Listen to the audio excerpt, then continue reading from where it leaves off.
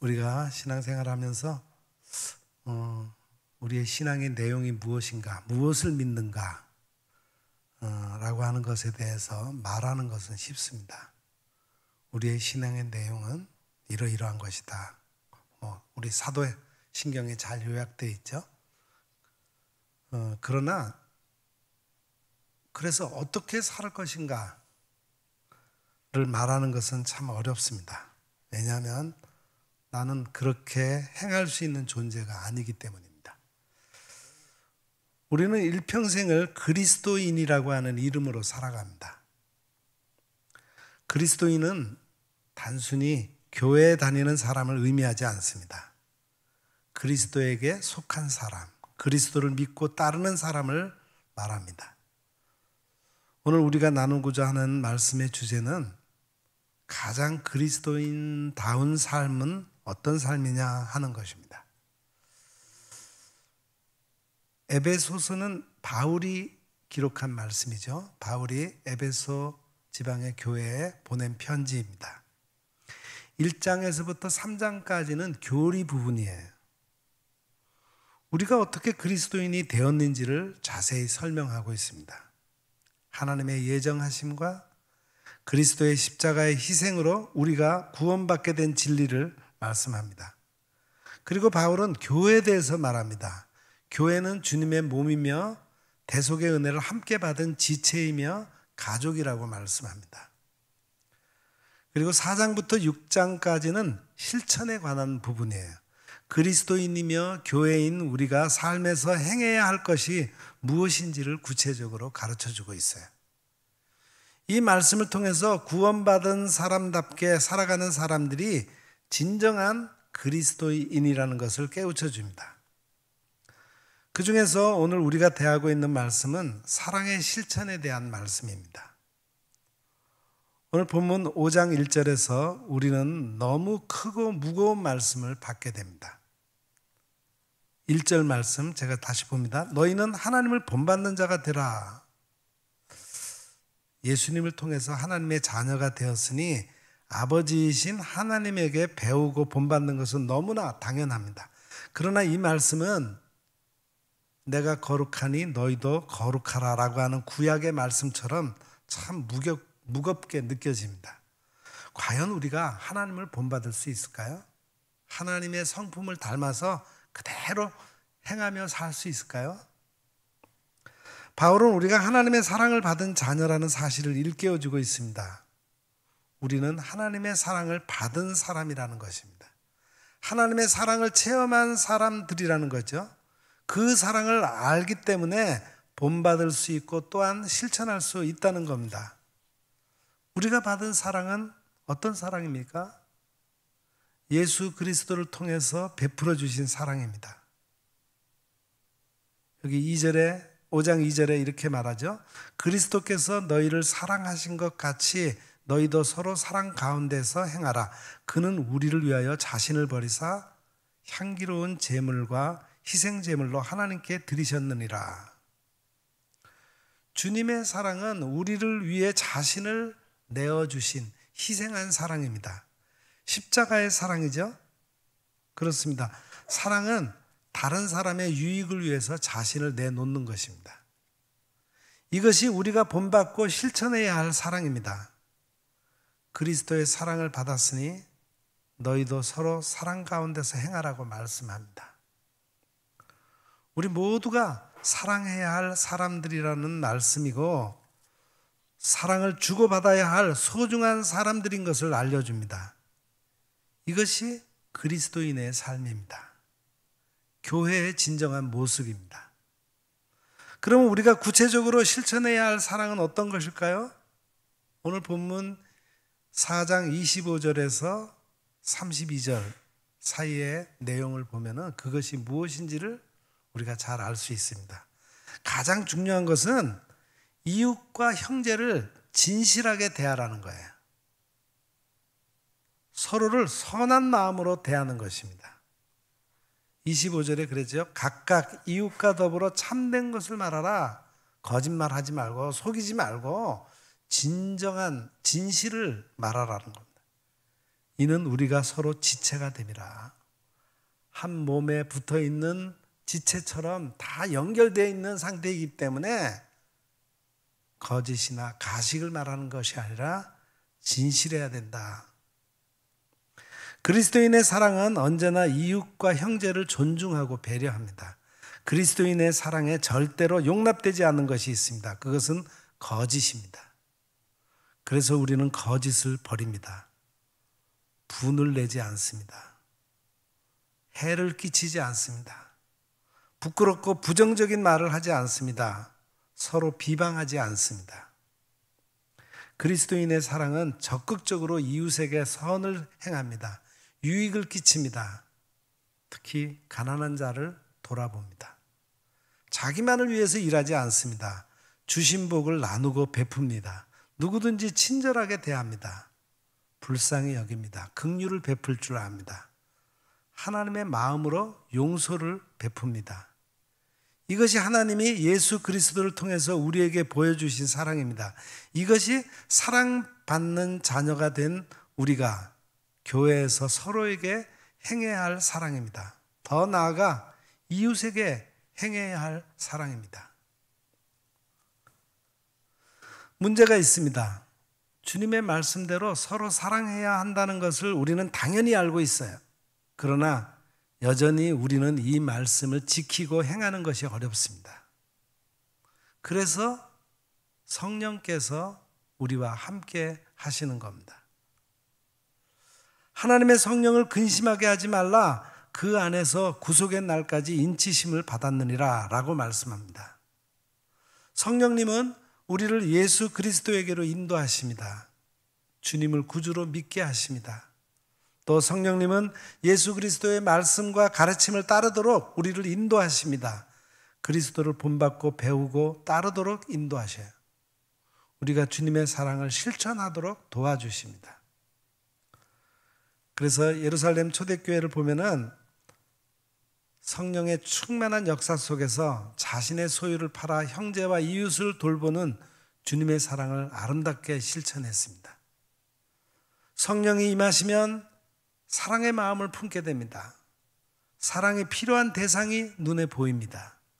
봉사와 사랑의 수고를 즐거운 마음으로 행하게 됩니다. 충만한 선교의 역사를 이루게 하십니다. 성령을 근심하게 하지 말라는 것은 우리를 그리스도에게로 인도하시는 성령의 역사를 거역하지 말라는 겁니다. 우리를 사랑의 현장으로 인도하시는 감동에 순종하라는 거예요. 성령은 사랑의 영입니다. 성령의 인도를 따를 때 우리는 예수 그리스도의 사랑 가운데 살게 되는 것입니다.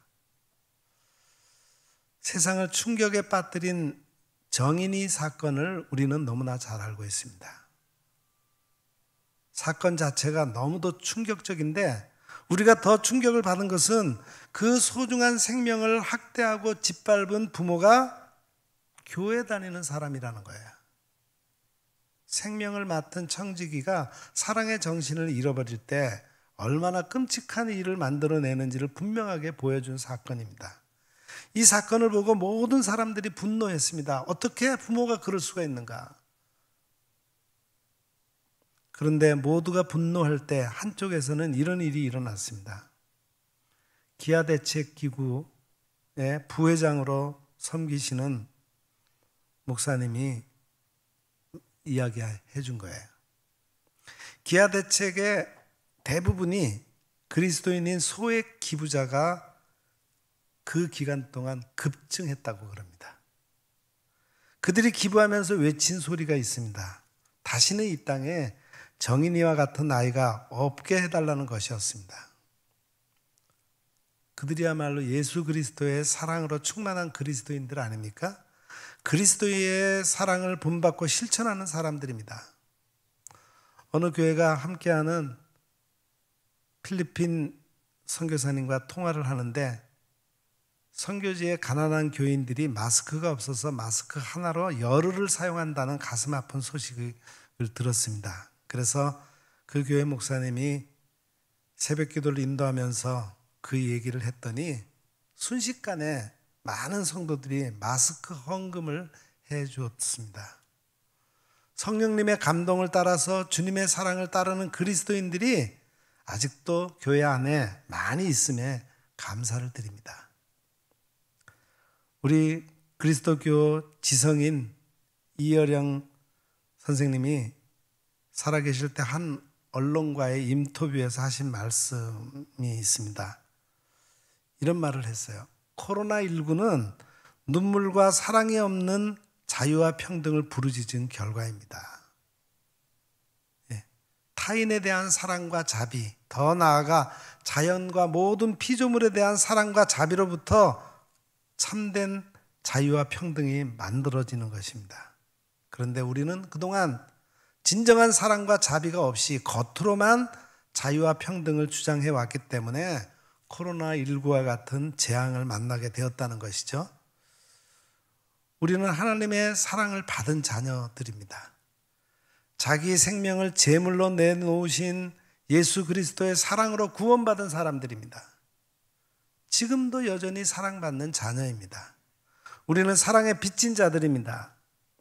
새 계명을 너희에게 주노니 너희가 서로 사랑하라. 내가 너희를 사랑한 것 같이 너희도 서로 사랑하면 너희 이로써 모든 사람이 너희가 내 제자인 줄 아리라. 주님이 말씀하셨습니다. 교회는 주님의 십자가 사랑으로 세워진 주님의 몸입니다. 가족입니다. 우리는 십자가 사랑으로 새롭게 태어난 사람들이에요. 여기 에베소서의 본문이 강조하는 바는 선구원, 후윤리, 구도를 거부하는 겁니다. 보통 교리를 강조하고 뒤에 윤리적인 실천사항을 기록했다 해서 그렇게 우리는 많이 생각을 하는데, 구원은 예수 믿고 천국 가는 것에 그치는 것이 아니라 하나님과의 교제를 포함하는 것이 됩니다. 이런 시각이 있다면 그리스도와 함께 받는 고난, 하나님의 마음을 품음으로써 세상에서 고초를 겪는 것까지도 구원에 포함이 됩니다. 예수를 믿는 목적이 단지 천국 가기 위한 것이라면 그것도 영적 이기주의고 진정으로 하나님이 원하시는 것에 부합되는지 의문을 품을 수밖에 없어요. 지옥에 가지 않기 위해서 윤리적인 삶을 사는 것이 아니라 성령님을 슬프게 하지 않기 위해서 우리는 자발적으로 새로운 삶의 질서를 받아들이는 것입니다. 어릴 때는 부모님이 주시는 여러 보살핌을 받으며 행복하면 그뿐이지만 나이가 들어도 계속 유아기적 상태로 머무는 것이 바람직한 일이라 할 수는 없습니다. 성장한 자녀는 부모님의 고민도 함께 공유하며 그분들을 기쁘시게 하기 위해서 애를 씁니다.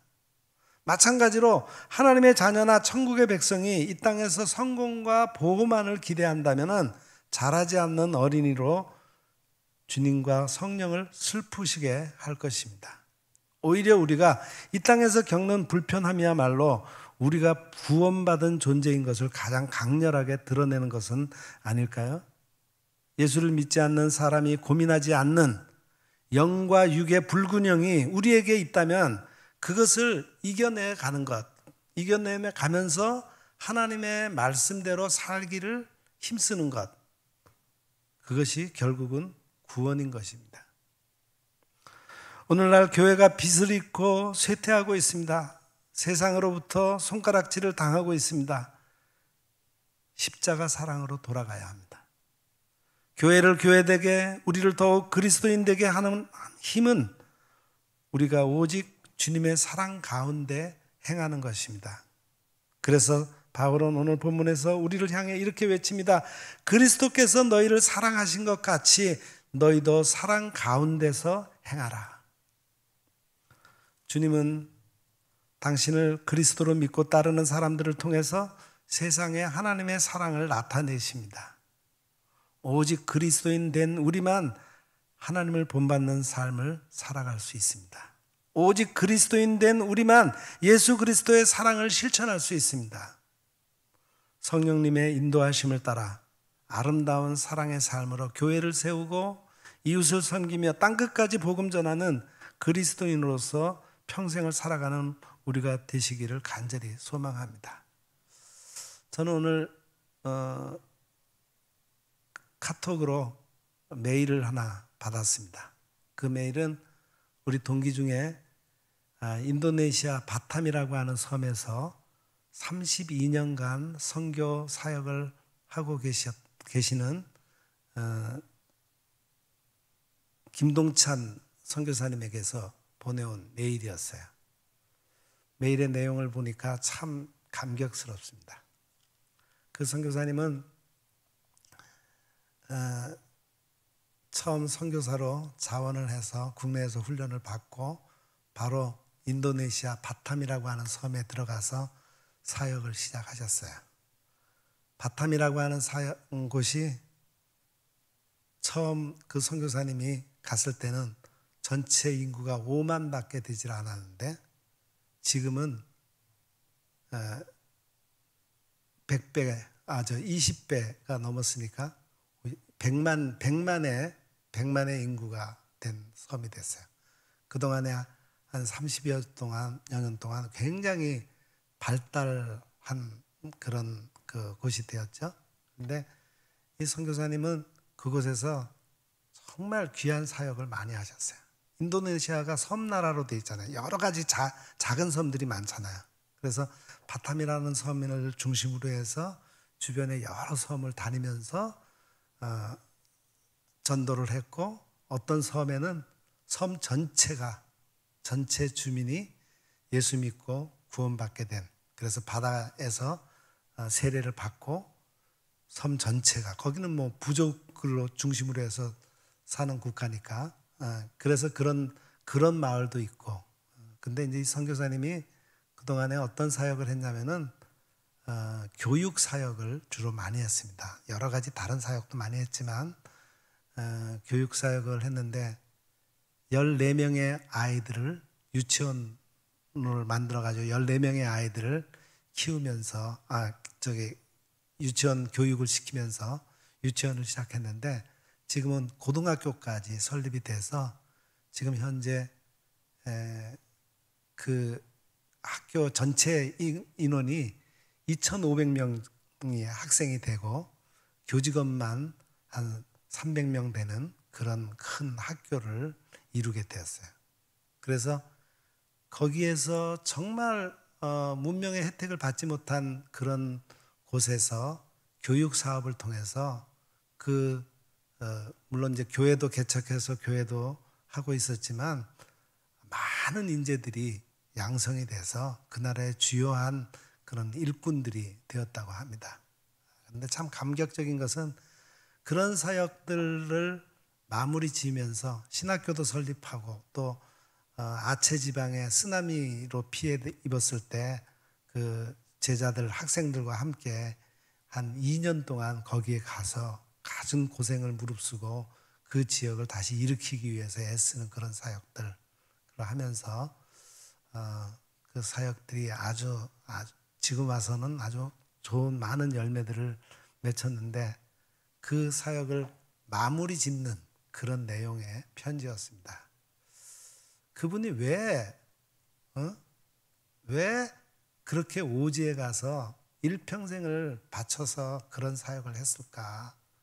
단 한 가지, 그리스도의 사랑, 하나님으로부터 받은 그 사랑에 대한 감격 때문에 그 사랑으로 삶을 살아내기 위해서 그렇게 한 것이죠.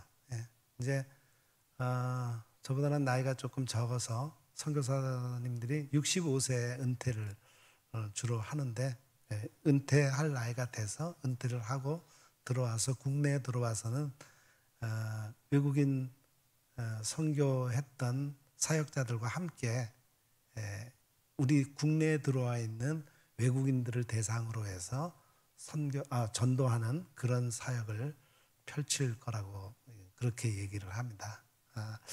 한 사람의 일생에 이렇게 정말 좋은 열매들을 많이 맺고 귀하게 하나님께 쓰임받았구나 하는 그런 그 감격을 제가 느끼게 되었습니다. 꼭 그 선교사님 같이 일평생을 그렇게 하지는 못하지만 사실은 우리 모든 그리스도인들이, 이 땅에 사는 그리스도인들이 그런 정신을 가지고 자기만을 위한 삶이 아니라 예수 그리스도께서 우리에게 보여주신 희생적인 사랑의 정신을 가지고 서로 돌보고 또 우리 주변의 어려운 이웃들을 돌보고 서로 사랑하는 그런 삶을 살아갈 때 이 땅이 정말 새롭게 변화되고 하나님의 나라가 이 땅에 이루어지는 그런 놀라운 역사가 일어날 줄로 믿습니다. 우리 사랑하는 우리 성도 여러분, 오늘 에베소서의 말씀 깊이 생각하면서 내가 무엇을 믿는 것이 중요한 게 아니라 어떻게 살아내는가 하는 것이 중요하고, 하나님께서 우리에게 원하시는 삶의 모습은 하나님이 우리를 사랑하신 것 같이 우리도 그렇게 예수 그리스도처럼 그렇게 희생하며 이웃을 돌보며 살아가는 것이라는 거 꼭 기억하시기 바랍니다. 그럴 때 하나님께서 우리의 삶을 책임져 주시리라 믿습니다. 기도하겠습니다.